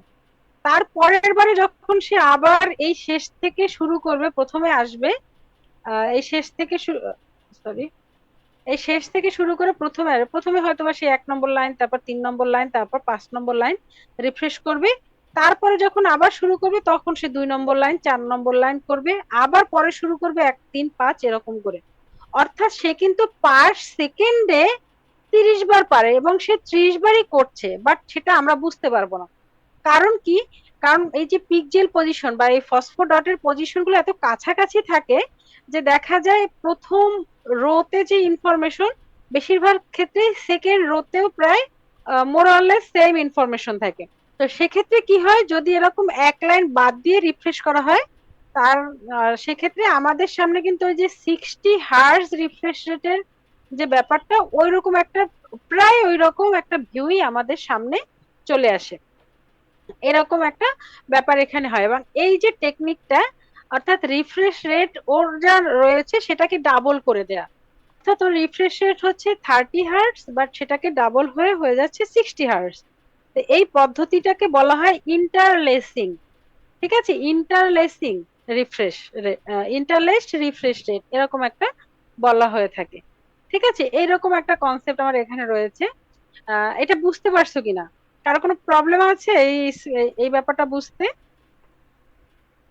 ম্যাম, হ্যাঁ, এক্ষেত্রে কি আমরা 60 হার্টজে যেরকম দেখতে পাই ওইভাবেই কি দেখতে পাবো, মানে সেম? হ্যাঁ, আমরা দর্শকরা সেটা বুঝতে পারবো না যে আসলে এটা লাইন বাই লাইন না হয়ে শুধু অড একবার ইভেন একবার এরকম হচ্ছে, যেহেতু সে 30টাই পাচ্ছে, সে তো তার 30টা পার সেকেন্ডে পাচ্ছে, বাট সে হচ্ছে যেহেতু অর্ধেক অর্ধেক করে করছে, তাহলে কিন্তু আলটিমেটলি তার পার সেকেন্ডে ওইটা ডাবল রিফ্রেশ রেট হয়ে যাচ্ছে, মানে রিফ্রেশ করতে পারছে সে কতবার, 60 টাইমসই কিন্তু রিফ্রেশ করতে পারছে। কারণ হচ্ছে যদি সে প্রত্যেকটা লাইন রিফ্রেশ করতে চায়, সেক্ষেত্রে সে পার সেকেন্ডে 30 বার করতে পারে। বাট যেহেতু সে প্রত্যেকটা লাইন করতেছে না, সে অর্ধেক লাইন করছে, সেক্ষেত্রে কিন্তু সে পার সেকেন্ডে ওই 60 বারই রিফ্রেশ করতে পারছে আলটিমেটলি, কারণ তার যেহেতু অর্ধেক অর্ধেক করে করছে, এই জন্য তার টাইমটাও অর্ধেক লাগছে। তাই ওই নির্দিষ্ট, অর্থাৎ সে ওই 30টা ঠিকই বলছে, বাট 30টাকে সে কিন্তু আসলে 15 বা মানে 15 বলি 30 সেকেন্ডেই কিন্তু সে ওইটা করে ফেলতে পারছে। হয়তোবা আমার লাইন রয়েছে 10টা, তাহলে 10টা করতে তার হচ্ছে লাগে 30 সেকেন্ড, বাট সে এখন কি করছে, ওই 10টা না করে সে 5টা আছে, কত লাগছে, তার 15 সেকেন্ড লাগছে। ঠিক আছে, তার 10টার জন্য সে হচ্ছে 30 সেকেন্ড। এরকম যদি করে তাহলে কিন্তু রিফ্রেশ রেটটা 60 হয়ে যায়, তাহলে দর্শক বুঝতে পারবো না, ফ্লিকারিংটাও সেক্ষেত্রে কম হয়। কিন্তু এটা হচ্ছে ওই মেকানিজমটা তাকে আলাদা একটা হয়তো বা অ্যালগরিদম অ্যাপ্লাই করতে হয় সেখানে। আচ্ছা, তাহলে এইটা হচ্ছে আমার, সরি, গেল এটা কিভাবে কাজ করে এটা। এবং এখানে কিন্তু আমরা অনেকগুলো টার্ম শিখেছি, ফসফোরোসেন্স, ফ্লুরোসেন্স, পারসিস্টেন্স, আর রেজুলেশন তো এটা সম্পর্কে আগেই জানি। আর একটা টার্ম যেটা রয়েছে অ্যাসপেক্ট রেশিও, এই টার্মটা আমরা জানি টেলিভিশনের ক্ষেত্রে রয়েছে। এটা সাধারণত হচ্ছে আমাদের যে রেজুলেশনটা থাকে সেইটা রেশিওটা হিসাব করলে কিন্তু আমার অ্যাসপেক্ট রেশিও হয়, যেমন হরাইজন্টালি এবং ভার্টিক্যালি কতগুলো পিক্সেল আছে সেটা রেশিওটা করলেই আমাদের সেখান থেকে অ্যাসপেক্ট রেশিওটা বের হয়। আরেকটা ব্যাপার রয়েছে, এই যে আমার ডিসপ্লে রয়েছে, আমরা কিন্তু পড়েছি মনোক্রোমাটিক, কালারটাও পড়বো আমরা, তো সে মনোক্রোমাটিক পড়েছি। এবং এই ক্ষেত্রে এই যে ডিসপ্লে এখানে রয়েছে, আমরা বলেছি এই যে ডিসপ্লে ধরলাম যে এখানে কি হচ্ছে, লাইন বাই লাইন স্ক্যান করে কিন্তু সে আমার ফসফোডট গুলোকে হিট করে লাইটটা এমিট করে আমাদেরকে হচ্ছে একটা ইমেজ দেখাচ্ছে, এরকম একটা ব্যাপার হচ্ছে। তাহলে এইটাকে আসলে বলা হচ্ছে রাস্টার স্ক্যান ডিসপ্লে। ঠিক আছে, রাস্টার স্ক্যান ডিসপ্লে, লিখতে পারছি না। আচ্ছা, রাস্টার স্ক্যান, ঠিক আছে, রাস্টার স্ক্যান ডিসপ্লে, অর্থাৎ লাইন বাই লাইন করে, অর্থাৎ টোটাল যে ফসফোডট গুলো রয়েছে স্ক্রিনে সে সবগুলোকে হিট করেই এই কাজটা করছে। তো এইটাই নর্মালি ব্যবহার করা হয়, এটা হচ্ছে রাস্টার স্ক্যান ডিসপ্লে। আর এই ডিসপ্লে মনিটর আর একটা ধাপ হচ্ছে, সেটাকে বলা হয় র্যান্ডম স্ক্যান ডিসপ্লে। ঠিক আছে, র্যান্ডম স্ক্যান ডিসপ্লে। তো র্যান্ডম স্ক্যান ডিসপ্লেতে কি হয়, এই লাইন বাই লাইন স্ক্যান করে না, এবং এটা করা হয় না কারণ এখানে শুধুমাত্র এই যে র্যান্ডম স্ক্যান ডিসপ্লে যেগুলো রয়েছে, এটা সাধারণত আমরা যে ইমেজ গুলো দেখি সেগুলোর ক্ষেত্রে ব্যবহার করা হয় না। এগুলো সাধারণত যারা আর্কিটেক্ট বা অন্য কেউ, যে বিভিন্ন ডিজাইন পারপাজে ব্যবহার করা হয়, যেখানে বিভিন্ন লাইন ড্রয়িং অ্যালগোরিদম অ্যাপ্লাই করে কাজ করে, সেরকম ডিসপ্লেতে ব্যবহার করা হয়। এক্ষেত্রে কি হয়, লাইন বাই লাইন করা হয় না। কারণ আমি এখানে হয়তোবা এ লিখতে চাচ্ছি, সেক্ষেত্রে সেই এটা লেখার জন্য কিন্তু আমার কিন্তু স্ক্যান করতে হচ্ছে। বাট র্যান্ডম স্ক্যানে কি হচ্ছে, যেহেতু এটা কতগুলো লাইন ড্রয়িং অ্যালগোরিদমের মতো কাজ করে, তো ও কি করবে, আমার এই এ লিখতে শুধুমাত্র ঠিক যে যে পজিশনে আমার দরকার, হিট করা দরকার, শুধুমাত্র সেই পজিশন গুলোই হিট করবে। বাট এরকম লাইন বাই লাইন কিন্তু সে হিট করবে না। কারণ এ লেখার জন্য আমার প্রথমে এই পজিশন, এই যেটার মাথাটা হিট করতে হবে, তারপর আসতে পরের লাইনের এই দুইটা, এই যতটুকু আমার দরকার শুধুমাত্র সেইটুকুই হিট করবে, টোটাল স্ক্রিনটাকে সে হিট করবে না। এবং এইটা সাধারণত বিভিন্ন লাইন ড্রয়িং যে পারফরমেন্স রয়েছে, যেসব কাজ করা হয় সেখানে ব্যবহার করা হয়। যদিও এটা বেশিরভাগই অবসলিট বর্তমানে, তেমন একটা ব্যবহার করা হয় না। তো কিছু কিছু হয়তো বা একদম বেসিক লেভেলে যারা এই আর্কিটেকচার কাজগুলো করে থাকে তারা এটা ব্যবহার করে। ঠিক আছে, তাহলে এটা হচ্ছে র্যান্ডম স্ক্যান ডিসপ্লে। আচ্ছা, এরপরে যেটা রয়েছে আসলে কালার মনিটরের যে ব্যাপারটা। আচ্ছা, কালার মনিটরে কি হয়, আমি আগে একবার বলেছি, যেমন এখানে যে ইলেকট্রন বিমটা রয়েছে, সেই ইলেকট্রন বিমটা রয়েছে একটা। আর যখন আমরা কালার মনিটরের দিকে যাব, এই যে যেমন এখানে রয়েছে, কালার মনিটরের জন্য এখানে দেখো আমার ইলেকট্রন বিম রয়েছে 3টা। ঠিক আছে, এখন এই কালার ডিসপ্লের আবার একটা ব্যাপার আছে, এটাও দুই ধরনের হতে পারে। একটা হচ্ছে বিম পেনিট্রেশন মেথড, আর একটা হচ্ছে এই যে শ্যাডো মাস্ক মেথড। ঠিক আছে, বিম পেনিট্রেশন মেথড যেটা, ওইটা সাধারণত র্যান্ডম স্ক্যান ডিসপ্লেতে ব্যবহার করা হয় যে কোনো দুইটা কালারের জন্য। র্যান্ডম স্ক্যানে কিন্তু দুইটা কালারে কাজ করবে, একটা হচ্ছে হয় ব্যাকগ্রাউন্ড থাকবে সাদা, উপরে কালো, কালো কালারের যে কোনো লেখা, অথবা ব্যাকগ্রাউন্ড থাকবে কালো, উপরে সাদা কালারের যে কোনো লেখা, এরকম থাকতে পারে। আর কালার মনিটরের ক্ষেত্রে যখন ওই র্যান্ডম ডিসপ্লে কাজ করে, সেখানে সাধারণত লাল এবং সবুজ কালার ব্যবহার করা হয় এবং এটাকে বলা হয় বিম পেনিট্রেশন মেথড। আচ্ছা, আর যেটা শ্যাডো মাস্ক, এইটা শ্যাডো মাস্কেরও আবার দুইটা ধরন আছে। একটা হচ্ছে ডেল্টা ডেল্টা, আর একটা হচ্ছে ইনলাইন কনফিগারেশন। এরকম দুইটা রয়েছে। তো এইখানে যে ফিগারটা দেয়া আছে এটা হচ্ছে ডেল্টা ডেল্টা। ডেল্টা বলা হয় কেন, এই যে আমরা ডেল্টা কিন্তু ত্রিভুজের মতো করে লিখি, অর্থাৎ ট্রায়াঙ্গেল। তো এখানে এই যে আর জিবি যে ইলেকট্রন আছে বা এটাকে হচ্ছে ট্রায়াঙ্গেলের মতো করে সাজানো থাকে, ঠিক আছে। আর এইখানে যে আর জিবি যেটা রয়েছে এইটাও কিন্তু আমার ওইরকম ট্রায়াঙ্গেলের মতো করে থাকে, অর্থাৎ তিনটা ডট ট্রায়াঙ্গেল আকার তৈরি করে ডেল্টার মতো করে। এই জন্য এইটাকে বলা হয় হচ্ছে ডেল্টা মাস্ক, ঠিক আছে, ডেল্টা ডেল্টা কনফিগারেশন। তাহলে এইখানে কি হয়, এখানে নর্মালি যে ভিতরে যেগুলো থাকে সেগুলো কিন্তু ওই আমাদের আগের মতোই যে সিস্টেম গুলো ছিল, অর্থাৎ কন্ট্রোল ইলেকট্রোড, ফোকাসিং ইলেকট্রোড, যেগুলো ছিল সবকিছু এখানে থাকবে। এখানে দেখানো হয় নাই, যেটা পার্থক্য সেটা দেখানো আছে। যেন এখানে তিনটা কালারের জন্য তিনটা আলাদা আলাদা ইলেকট্রন বিম থাকবে, প্লাস সেই সঙ্গে এইখানে আমি আগে শুধুমাত্র পার পিক্সেল পজিশনে একটা করে ফসফোর ডটের কথা বলেছি, বাট এখন এখানে পার পিক্সেল পজিশনে ফসফোর ডটও থাকবে তিনটা। ওই যে ইলেকট্রন বিম হিট করার পরে যে লাইটটা জ্বলে উঠবে সেই লাইটটা হচ্ছে এক এক ধরনের ফসফোর আছে যারা লাল লাইট এমিট করে, এক ধরনের ফসফোর আছে যারা সবুজ লাইট এমিট করে, আর এক ধরনের ফসফোর আছে যারা ব্লু লাইট এমিট করে। সেই অনুযায়ী হচ্ছে এই তিনটা ডট ট্রায়াঙ্গেলের মতো করে বা ডেল্টার মতো করে এখানে সাজানো থাকবে, ঠিক আছে। তাহলে এখানে একটা পিক্সেলের জন্যই কিন্তু দেখানো আছে, এবং এখানে তিনটা বিম আছে, এখানে তিনটা পিক্সেল আছে ওই অনুযায়ী। এবং এখানে যে শ্যাডো মাস্ক কথাটা আসছে কেন, এখানে মধ্যবর্তী স্থানে এরকম একটা মেটাল সারফেস ব্যবহার করা হয় যেখানে পার পিক্সেল পজিশনের জন্য একটা করে হোল থাকে। এখানে তিনটা হোল দেখানো আছে, বাট মাঝখানের হোলটা হচ্ছে এই নির্দিষ্ট কি বলে এই নির্দিষ্ট পিক্সেল পজিশনের জন্য।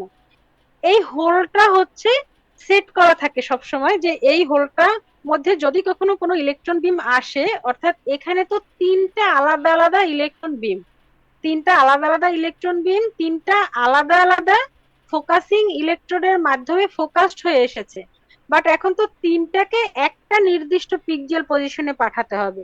সেইটার জন্য হচ্ছে এই হোলের কাছে একে পাঠানো হয়।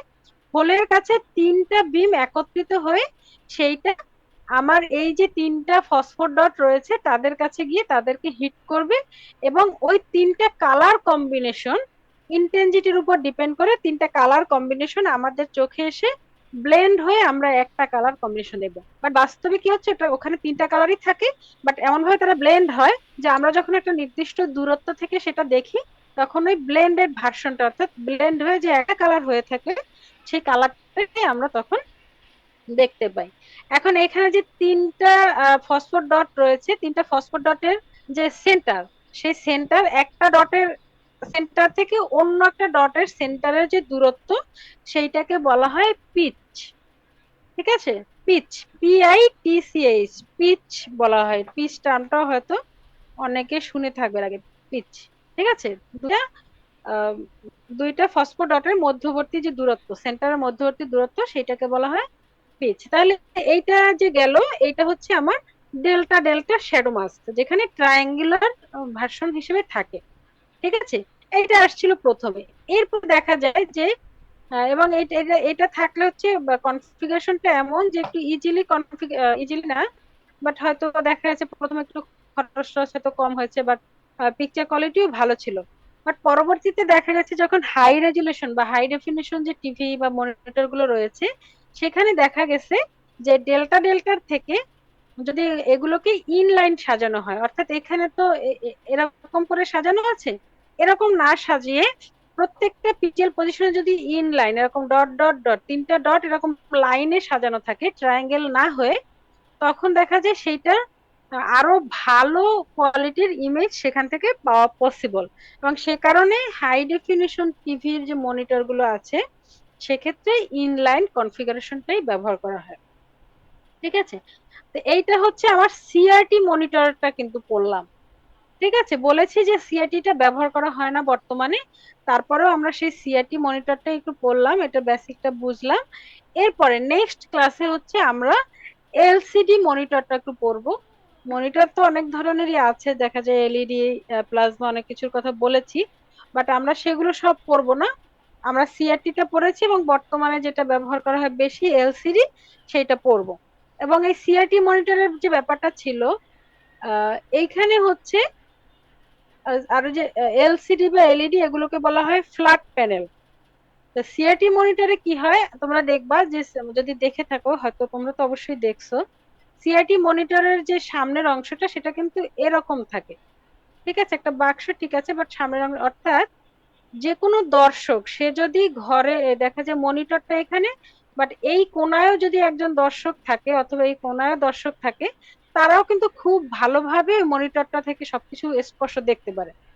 বাট বর্তমানে যে ফ্ল্যাট প্যানেল ডিসপ্লে গুলো রয়েছে, অর্থাৎ এলসিডি বা এলইডি, সেক্ষেত্রে তোমরা দেখবা একদম কর্নারে যারা থাকে সে তারা কিন্তু আসলে খুব ভালোভাবে দেখতে পারে না, বা স্ক্রিনটা একটু মানে একটু নিচু করলে উপর করলে অনেক সময় দেখা যায় সেটা মানে নেগেটিভের মতো দেখা যায়। ঠিক আছে, এইরকম এই সমস্যাটা আছে। তারপর ভালো কোয়ালিটির ইমেজ এখানে পাওয়া যায়, এটা একটা ব্যাপার। আর একটা যেটা ব্যাপার রয়েছে, সিআরটি মনিটর যেটা ছিল, এখানে হচ্ছে ইলেকট্রোম্যাগনেটিক ফোর্স ব্যবহার করা হয় হতো।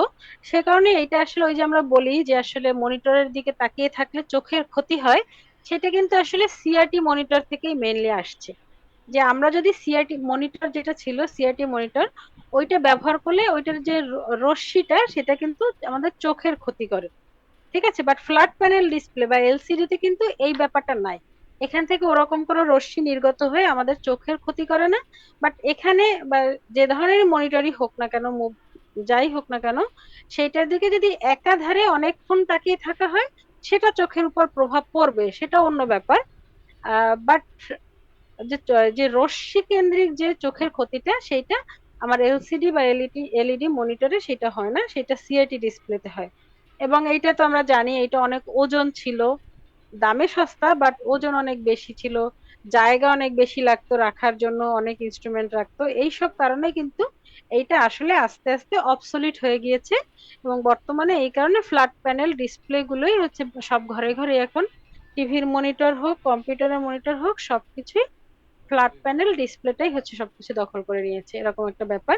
তো পরের ক্লাসে আমি আসলে তোমাদেরকে সেই এলসিডি মনিটরটা সম্পর্কে একটু দেখানোর চেষ্টা করব, এবং তারপর হচ্ছে আমাদের এই ডিসপ্লে বেসিকটা আসলে শেষ হয়ে যাবে। এর পরবর্তীতে আমি প্রিন্টার সম্পর্কে অনেক ডিটেলস পড়াবো না, হালকা একটু প্রিন্টার সম্পর্কে আইডিয়া দিব।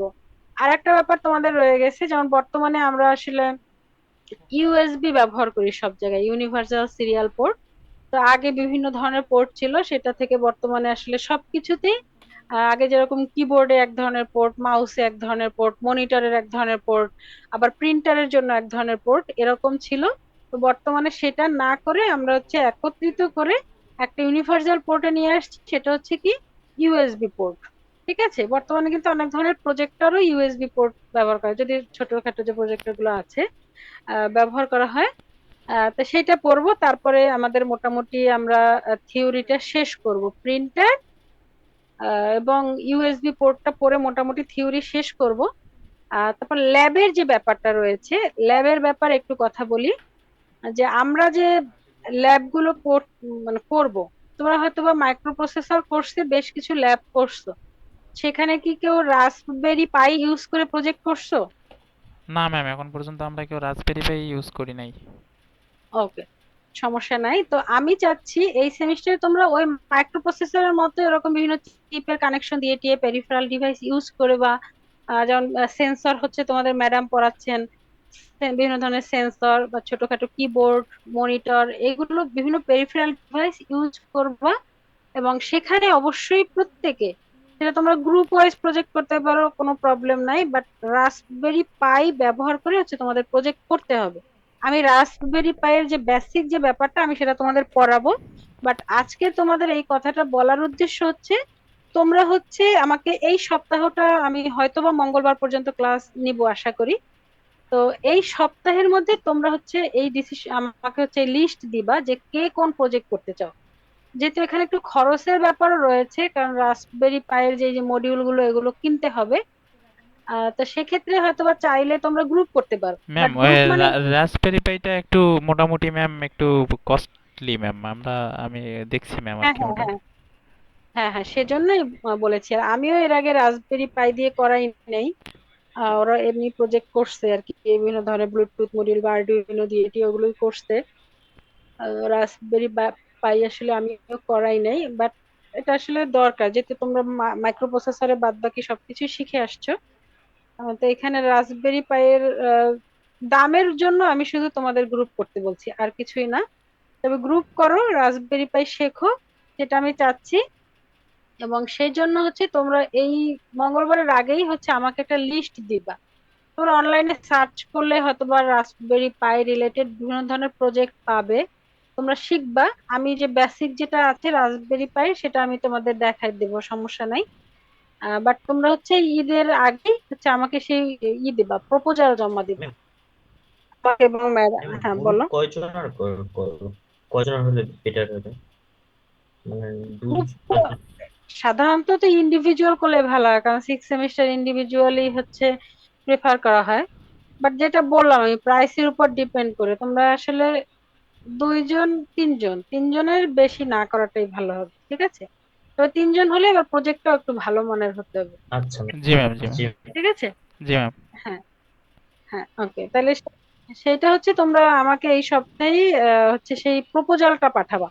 এবং অবশ্যই সেটা তোমরা ডিসকাস করবা, বা তোমাদের কোনো গ্রুপে যেভাবে হোক, তোমাদের যেন ডুপ্লিকেট না থাকে, যে একই প্রজেক্ট যেন 2টা গ্রুপ তোমরা না দেখো, ঠিক আছে? প্রত্যেকের প্রজেক্ট আলাদা হতে হবে। তোমরা 3 জন করেই গ্রুপ করো, সমস্যা নাই, 3 জন করেই করো। আর যদি খুব ভালো মানের প্রজেক্ট হয়, দেখা যায় তোমাদের অনেক বেশি খরচ হয়ে যাচ্ছে, 15-20 হাজার টাকাও হচ্ছে, সেক্ষেত্রে হয়তো বা 4 জন 5 জন করতে পারো, সমস্যা নেই। বাট তোমরা সাধারণত চেষ্টা করো যে মানে 3 জনের মধ্যে থাকতে, ঠিক আছে? এবং জি ম্যাম। প্রপোজালটা তোমরা এই সপ্তাহে হচ্ছে রেডি করো, যে কে কোন প্রজেক্ট করতে চাও। এটা সিআর যে আছো তুমি হচ্ছে আমাকে এটা প্রোভাইড করবে, এবং অবশ্যই তোমরা ওইটা দেখে দিবা যেন কোনো ডুপ্লিকেসি না থাকে, ঠিক আছে? আচ্ছা, ঠিক আছে। এবং যেহেতু এটা নতুন তোমরা শিখবা, তো সেই অনুযায়ী একটু মনোযোগ দিয়ে আগে ভাগেই কাজ করা শুরু করো। আমিও কিন্তু রাস্পবেরি পাই দিয়ে কাজ করিনি, আমি নিজেও করিনি, আমি নিজে শিখে হচ্ছে তোমাদেরকে শিখাবো, বাদ বাকিটা হচ্ছে তোমরা করে নিবা, ঠিক আছে? মানে এটা হচ্ছে পরবর্তীতে যদি কেউ হার্ডওয়্যার লাইনের কাজ টাজ করতে চাও বা কিছু, সেক্ষেত্রে এটা তোমাদের কাজে লাগবে। আর পাইথন সম্পর্কে আমি যতদূর জানি যে তোমাদের পাইথন সম্পর্কে বেসিক ধারণাটা আছে, তোমাদের সুমিতের সঙ্গে আমার কথা হয়েছিল। আর অপারেটিং সিস্টেম কোর্সও করছো, লিনাক্স সম্পর্কেও আইডিয়া আছে, সেক্ষেত্রে এটা করতে পারবা, সমস্যা হবে না।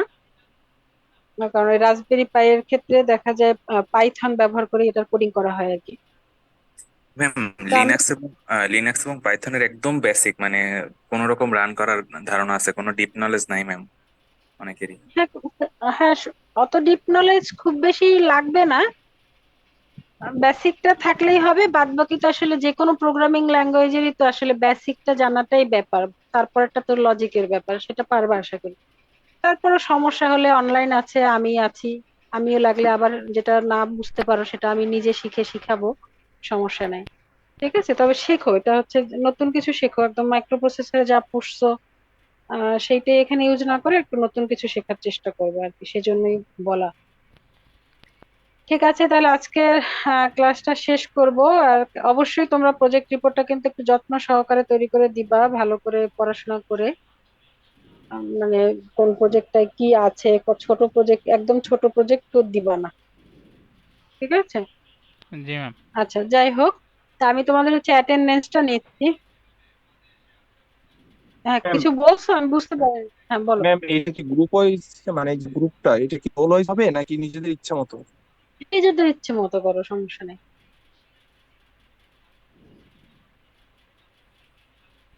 যেটা ভালো তোমরা। যদি নিজের স্বাচ্ছন্দ্য ফিল করো সেটা করতে পারো, সমস্যা নাই। আর নিজেদের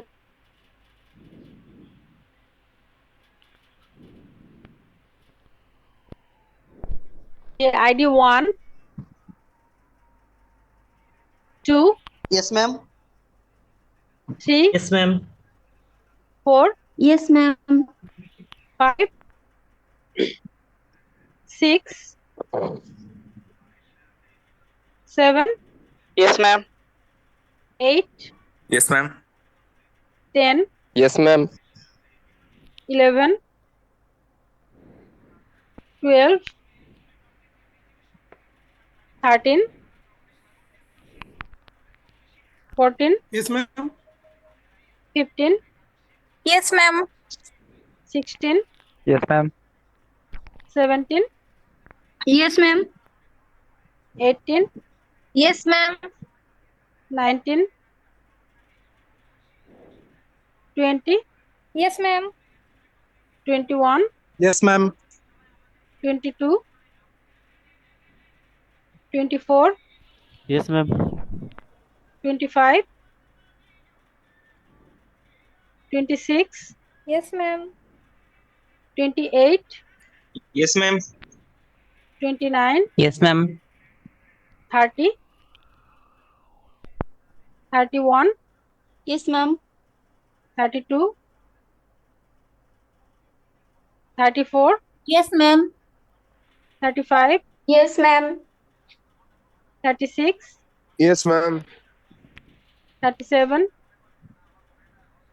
38, Yes, ma'am. 39, Yes, ma'am. 40, Yes, ma'am. 41, Yes, ma'am. 42, 43, 44, Yes, ma'am. 45, Present, ma'am. 46, Yes, ma'am. 49, 50, Yes, ma'am. 51, 52, 53, 54, Yes, ma'am. 55, Yes, ma'am. 55. okay, 57, Yes, ma'am. 57. 58, Yes, ma'am. 59, 60, Yes, ma'am. 61, 62, 63, 64, Yes, ma'am. 65, Yes, ma'am. 66, Yes, ma'am. 67, Yes, ma'am. 68, 70, Yes, present, ma'am. 73, Yes, ma'am. 74, 18 series 29, Yes, ma'am. 43, Yes, ma'am. 44, Yes, ma'am. 47, 51, Yes, ma'am. 56, Yes, ma'am. 60, Yes, ma'am. 70, ওকে, ঠিক আছে, আমি কালকের আর একটা class নিব। তোমরা একটু আমাকে জানাও কখন নিলে সুবিধা হয়, দিনের বেলাও নিতে পারবো, সমস্যা নাই, আর সন্ধ্যার পরেও নিতে পারবো, ঠিক আছে? ঠিক আছে, তাহলে বাসায় হচ্ছে একটু পড়াশোনা করিও যেটা আছে, আর এই যে বইটা থেকে পড়াচ্ছি এটা অনলাইনে সার্চ করলেই পেয়ে যাবে, শাম সিরিজের বই, কম্পিউটার গ্রাফিক্স, ঠিক আছে? জি আচ্ছা, ম্যাম। তাহলে আমি হচ্ছে হ্যাঁ, ক্লাসটা হচ্ছে বন্ধ করছি। ভালো থেকো সবাই, আর কালকের টাইমটা আমি জানাই দিব না, তোমরাও যদি সকালে করতে চাও আমি সকালে নিতে পারবো, সমস্যা নেই, ম্যাম, আমাকে জানাই দিও। হ্যাঁ ম্যাম, বলো। রাসবেরি পিআই যেটার কথা বললেন ম্যাম, ওইটার দাম তো অনেক বেশি দেখায় রোবোটিক্স বিডিতে, প্রায় 14 থেকে 20 হাজারের ভিতরে এরকম। এখন ওইটা দিয়ে কি করতেই হবে নাকি আইডোনো দিয়ে করলেও হবে? না, একটু